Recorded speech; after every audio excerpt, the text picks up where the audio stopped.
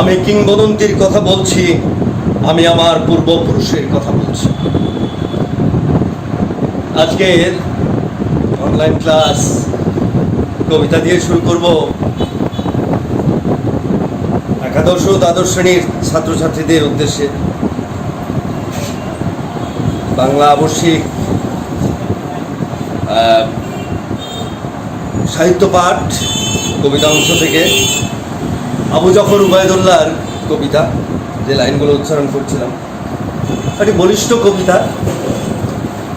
এই কবিতায় আসলে দেশ, কাল, মাতৃকার কথা উঠে এসছে।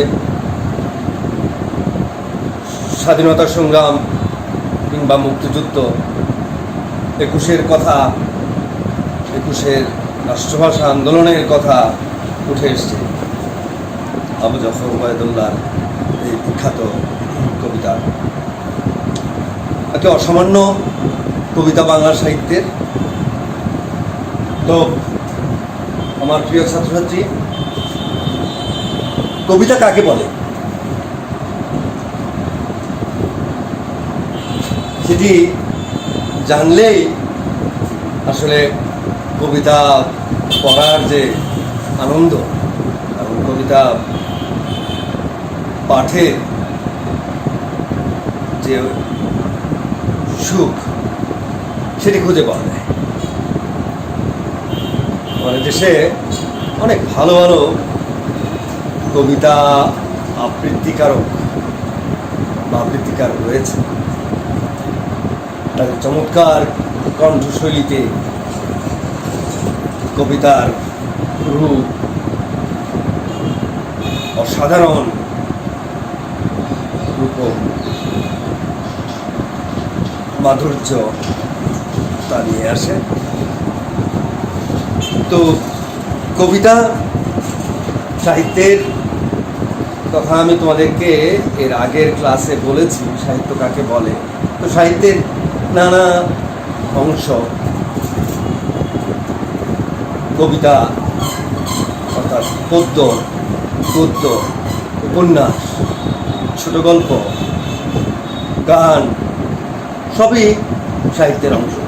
তো আজকে কবিতার অংশ নিয়ে যদি তোমাদেরকে জিজ্ঞাসা করি যে কবিতা কাকে বলে, তুমি কি বলতে পারো? শ্রীশচন্দ্র দাসের একটি সাহিত্য সমালোচনার বই আছে, সেখানে তিনি বলেছেন, আমরা বলতে পারি যে কবির বেদনাবিদ্ধ হৃদয় কবিতার জন্ম। অর্থাৎ বেদনাবিদ্ধ কবি হৃদয় হচ্ছে কবিতার উৎসস্থল। তো কবিতাকে বুঝতে হলে কবিতায় তাল, ছন্দ আছে। আধুনিক কালের কবিতায় যদিও ছন্দের বিষয়টিকে উপেক্ষা করা হয়, তো সেক্ষেত্রে শব্দের সুনিয়ন্ত্রিত বিন্যাসই হচ্ছে গদ্য, আর যথোপযুক্ত শব্দের অবশ্যম্ভাবে বিন্যাসই হচ্ছে পদ্য। Prose is orders in their post order. Poetry is the best orders in the best order. ইংরেজ কবি কোলরিজ বলেছেন, best words in the best order. অর্থাৎ কবিতা নিয়ে নানা মনীষী নানা মত প্রকাশ করেছেন।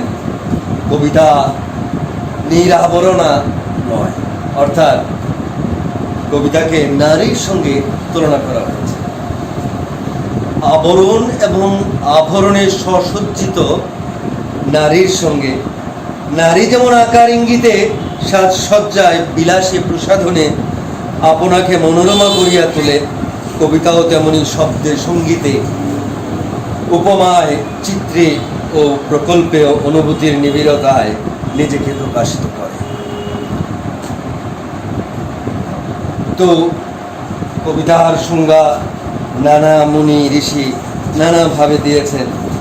আমাদের মোহিতলাল মজুমদার কবিতার সংজ্ঞা দিয়েছেন যে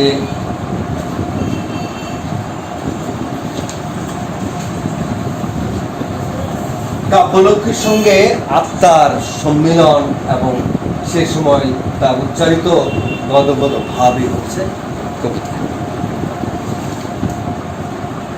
তো গদ্যের ক্ষেত্রে বলা হয়েছে শব্দের সুনিয়ন্ত্রিত বিন্যাস, আর কবিতা হচ্ছে যথোপযুক্ত শব্দের অবশ্যম্ভাবী বাণী বিন্যাস। অর্থাৎ কবিতায়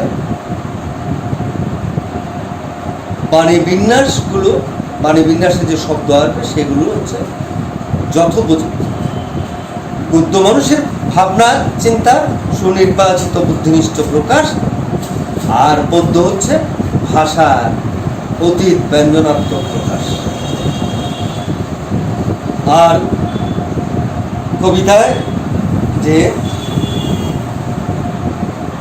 কবিতায় আমরা সাধারণত বাহ্য জগৎ ও মানব জীবনের কাহিনী এবং কল্পনা সুদূর ও মনোরম করিয়া পাই।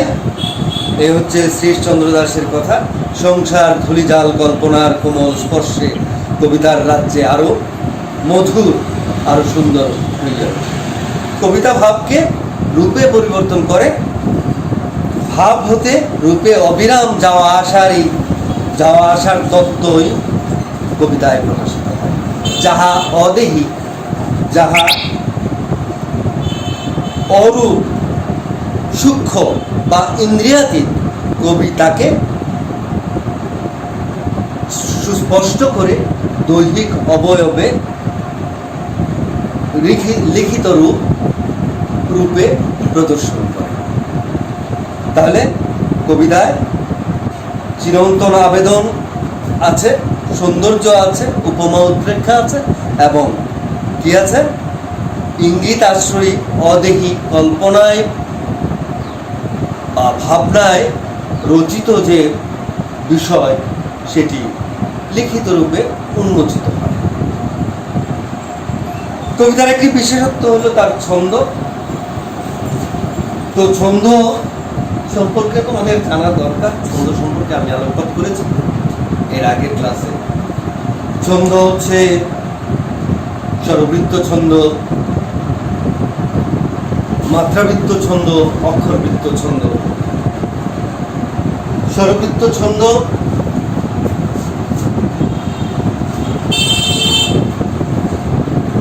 ছন্দ হচ্ছে নটন নটন পায়রাগুলো ছোটন বেঁধেছে, ওপারেতে ছেলে মেয়ে নাইতে নেমেছে। এই যে তাল, এই তালের ছন্দ হচ্ছে স্বরবৃত্ত ছন্দ। তো স্বরবৃত্ত ছন্দ, মাত্রাবৃত্ত ছন্দ আরেকটু ধীর লয়। স্বরবৃত্ত ছন্দটাই হচ্ছে ঝুমুর তালে। চিপখান তিনদার তিনজন মাল্লা চৌপর দিনভর দেয় তোর পাল্লা, অর্থাৎ এরকম। আর এর চেয়ে আরেকটু গতিশীল মাত্রায়, আরেকটু স্লোলি, আরেকটু কম গতির মাত্রায় হচ্ছে স্বরবৃত্ত ছন্দ, কি বলে, মাত্রাবৃত্ত ছন্দ। আর এরপরে হচ্ছে আরো স্লোলি যে কবিতা, সেগুলো হচ্ছে অক্ষরবৃত্ত ছন্দ। এইখানে তোর দাদির গোবর ডালিম গাছের তলে, 30 বছর ভিজিয়ে রেখেছি দুই নয়নের জলে। এই হচ্ছে অক্ষরবৃত্ত ছন্দ।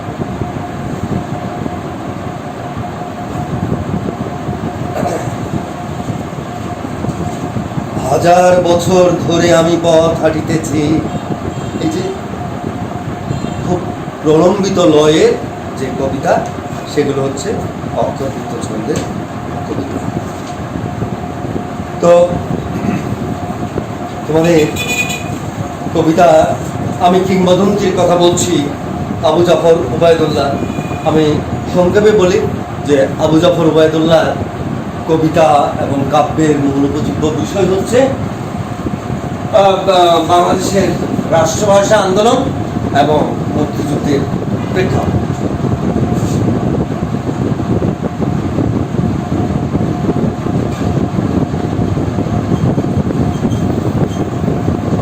আমি কিংবদন্তির কথা বলছি আবু জাফর উবায়দুল্লাহর কবিতা।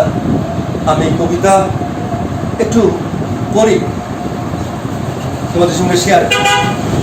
আমি আমার পূর্বপুরুষের কথা বলছি। তার করতলে পলিমাটির সৌরভ ছিল, তার পিঠে রক্ত জবার মতো ক্ষত ছিল। তিনি অতিক্রান্ত পাহাড়ের কথা বলতেন, অরণ্য এবং সাপদের কথা বলতেন, পতিত জমি আবাদের কথা বলতেন।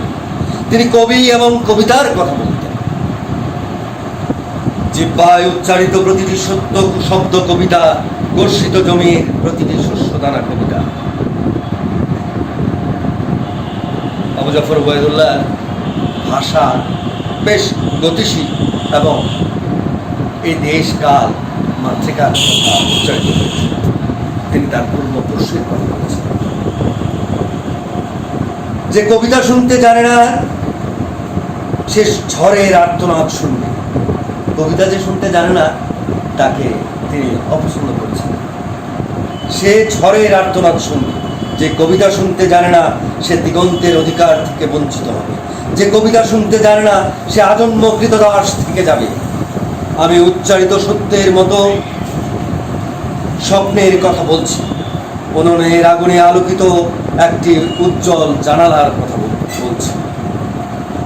আমি আমার মায়ের কথা বলছি।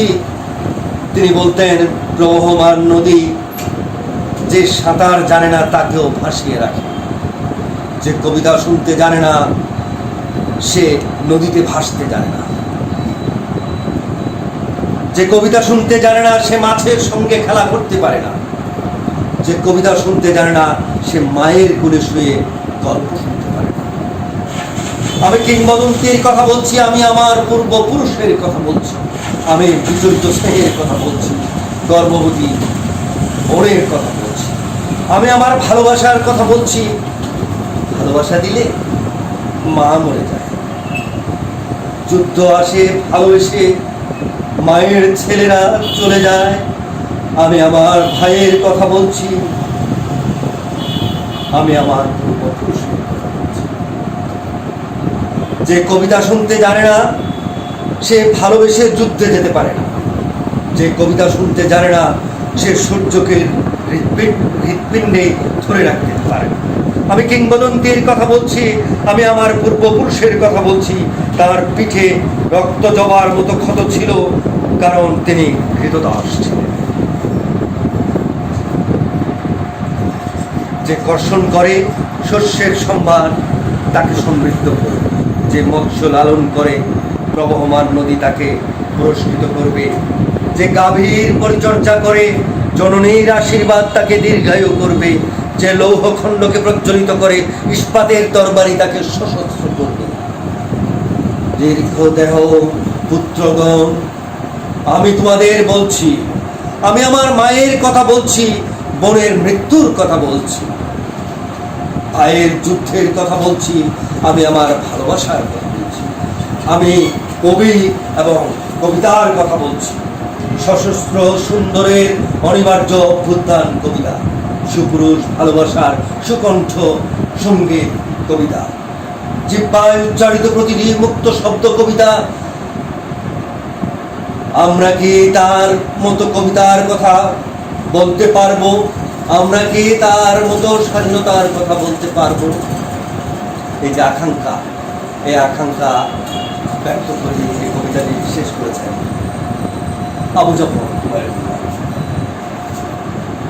আবু জাফর উবায়দুল্লাহ 1934-এ জন্মগ্রহণ করেন এবং 2001 সালে মৃত্যুবরণ করেন। তো আমরা দেখলাম যে পূর্বপুরুষের কথা চলে এসছে তার কবিতায়। খুব উজ্জ্বল একটি কবিতা, বলিষ্ঠ কণ্ঠস্বরে উচ্চারিত একটি কবিতা। এই কবিতায় পূর্বপুরুষ যারা কৃতদাস ছিল তাদের কথা উঠে এসছে, মায়ের কথা, বোনের কথা উঠে এসছে। অর্থাৎ মূলত কবির মানুষ পটে দেশ কালের মায়ের ভাইয়ের বোনের যে চিত্র, সেই চিত্র আশা করি তোমরা বুঝতে পারছো। কবিতাটি সহজ, এটি একটি আবৃত্তিমূলক কবিতা, আবৃত্তি করতে ভালো লাগে। এখন এ থেকে যে প্রশ্ন আসে, যে প্রশ্ন হচ্ছে এরকম, যে কোনো ক্রীড়ায় আমি কিংবদন্তির কথা বলছি বলতে কবি কি বুঝিয়েছেন? এটা অনুধাবনমূলক প্রশ্ন হতে পারে। জ্ঞানমূলক কবিতা, আবু জাফর ওবায়দুল্লাহ কবিতার বিষয়বস্তু আমরা বলে দিয়েছি যে মাতৃভাষা আন্দোলন এবং বাংলাদেশের স্বাধীনতা সংগ্রাম তার কবিতার বিষয়বস্তু। তারপর প্রশ্ন হতে পারে যে কোনো কবিতার যে সংজ্ঞা আছে সেরকম সংজ্ঞা দিয়ে আমি যদি বলি সেই কবি হতে পারে যে কবিতা লিখতে পারে, যে শব্দকে ভালোবাসে খুব শব্দকে আদর করে সুখ পায়, সেই কবি হতে পারে। কবিরা চাঁদের মতো সুন্দর স্বপ্ন দেখেন, নানা রকম শব্দ দিয়ে লেখেন নানা রকম কবিতা। তারা কখনো হাসির কথা বলেন, কখনো বা কান্নার কথা। এরকমই কখনো একুশের কথা, কখনোই দেশমাতৃকার কথা, মুক্তিযুদ্ধের কথা উচ্চারিত হয়েছে আবু জাফর ওবায়দুল্লাহর এই কবিতায়। তো আমি আশা করব তোমরা এই কবিতার বিষয়বস্তু বুঝতে পেরেছ এবং দেশ মাতৃকা, একুশ মুক্তিযুদ্ধ এসব থেকে অথবা কবির যে কাব্যিক অনুভূতি সেসব ব্যাখ্যা করার জন্য কোনো উদ্দীপক নিয়ে তারপর দেখা গেল যে বই থেকে প্রথম আমি তোমাদেরকে বারবার বলি যে জ্ঞানমূলক প্রশ্নটি একেবারে মূল বই থেকেই, অনুধাবনমূলক প্রশ্নটিও মূল বই থেকেই। এরপর হচ্ছে গ এবং ঘ, প্রয়োগ ও উচ্চারণ এই প্রশ্নগুলো নিয়ে তোমার পঠিত কবিতার সঙ্গে দিয়ে দিই। তো আমি আশা করছি তোমাদের বুঝতে কোনো অসুবিধা হচ্ছে না। আজকের ক্লাস যে কোনো জিজ্ঞাসা থাকলে অনলাইনে যোগাযোগ করবেন। তো তোমাদের জন্য শুভকামনা করি। আবারও বলছি যে কবিতা ও দেবতা হচ্ছে সুন্দরের প্রতিমা। এটি কাজী নজরুল ইসলামের কথা। তাই কবিতা ও দেবতাকে সৌন্দর্য এবং সত্য এবং সুন্দর দিয়েই বরণ করে নিতে হয়। কারণ বলবো যে তোমরা কবিতাটি ভালো করে পাঠ করো এবং ক্লাসে মনোযোগী হও। প্রশ্ন থাকলে আমাকে অনলাইনে প্রশ্ন করবে, আমি তোমাদের প্রশ্ন উত্তর দেওয়ার চেষ্টা করব। ধন্যবাদ।